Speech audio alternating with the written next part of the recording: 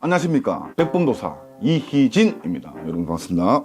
오늘 얘기할 주제는 무슨 띠는 장례식장에 가서는 안 된다, 혹은 뭐 요런 날은 장례식장은 피해야 된다, 요런 거에 대해서 우리 백범도사님의 생각을 좀. 이 눈으로 보신 무당들은 그런 말을 안 할 건데, 장식장 안에도 엄청나게 맑고 깨끗해요. 거기서 신이 존재합니다. 근데 뭐 주당에 걸려 오신 분들 거기서 많이 처음 보니까 주당 욕하면 안 되지. 자, 돼지띠가 예를 들어서 올해는 장례식장 절대 가면 안 된다.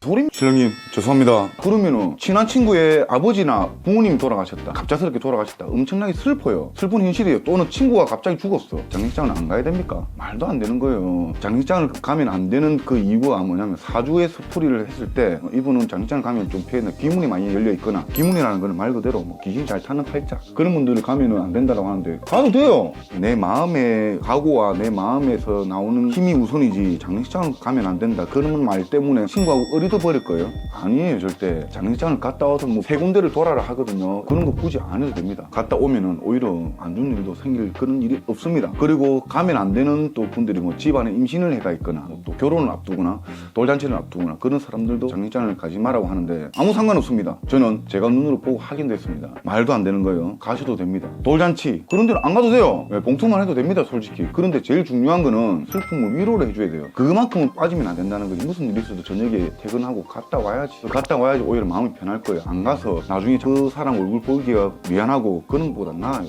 뭐 주당에 걸리거나 오늘 내 하는 일에서 지장이 올까 전혀 걱정 안 하셔도 됩니다. 친구고 뭐 다 버려야 되네, 그런 말 좀 하지 마요. 진짜 그 슬픈 날을 갖다 위로해주러 가고, 안 친하더라도 가서 위로해주고, 그게 오히려 더 나은 인생의 삶이 아닐까 싶습니다. 저는 그런 문화가 시작된 이유가 있나요? 예전에 혼례를 치를 때 어떻게 했습니까? 천민들이나 이런 사람들이 신랑은 왕의 옷을 입고 신부는 왕비의 옷을 입고 결혼식을 합니다. 그런 관복을 입고 결혼식을 하기 때문에 한복 입은 쪽에 있는 사람들을 엮이지 마라, 그러면은 관에 대한 도전이다, 이렇기 때문에 그때는 못 갔죠. 지금 현대인들은 다르죠. 우리가 양복을 입고 웨딩 드레스를 입고 하는데, 대통령도 심지어 양복 입고 있는데 아무나 다 하는 말을 지금에 와서 아직까지 그렇게 정통을 따라서 끝까지 그렇게 한다, 그것도 잘못된 거죠. 박수님한테 어떤 분이 이런 걱정 때문에 점사를 보러 오시는 분들이 있을 수 있잖아요. 전 진짜 좀 가야 될 것 같아요, 막 이런 걸로도 고민을 하시는 분들이 많을 것 같은데. 자, 그런 분들이 있다면 지금 친구의 아버지나 친구의 누가 돌아가셨다면 지금 당장 가셔도 됩니다. 혹여나 그래서 찝찝하다, 그런 뭐 소금 챙기고 그런 거 많이 하거든요. 의미 없고 정 찝찝하다 싶으면은 가시다가 편의점에 이런 데 들려서 소금을 사서 제 몸에 그냥 3번 탁탁 뿌리고, 차 바퀴에 3번씩, 한 바퀴당 3번씩 탁탁 뿌리고 그렇게 들어가셔도 돼요. 근데 그거 별 의미 없습니다.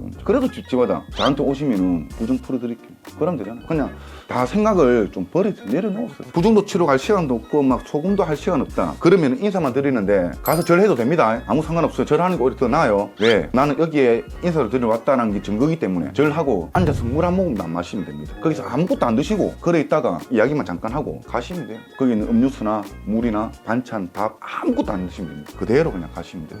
음식을 입에 댄다라는 게 어떤 의미가 있는 건가요? 음식물이 여기 내 몸 안에 또 들어왔으니까 그럴 일은 없지만은 밖에 떠도는 연가가 혹시나 냄새를 맡고 들어오거든요. 그런데 장례식장 그런 일 없어. 오히려 결혼식장이나 돌잔치 그런 데서 더 많이 탄다는 거죠. 왜냐? 경사 쪽에는 시끄럽고 웃고 활발하고 음악도 나오고 음식도 엄청나게 많아요. 다양각색으로. 거기서 또 많은 음식물을 더 먹을 수 있으니까 당연히 거기 더 많죠.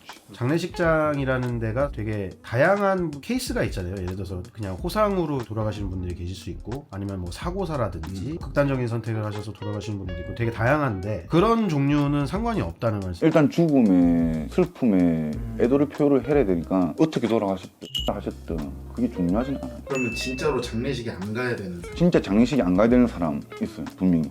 주위에 아무도 없는 사람. 갈 필요가 없거든.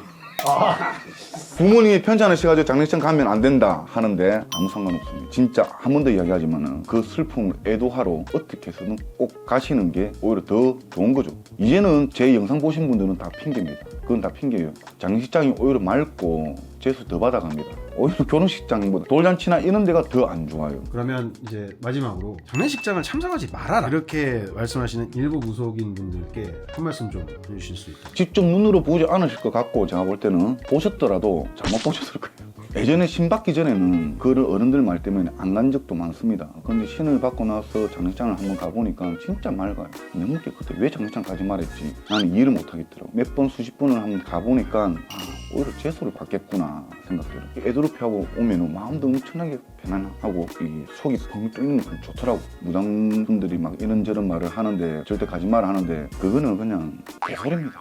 제가 정확하게 다시 한번 얘기할게요. 개하는 소리입니다.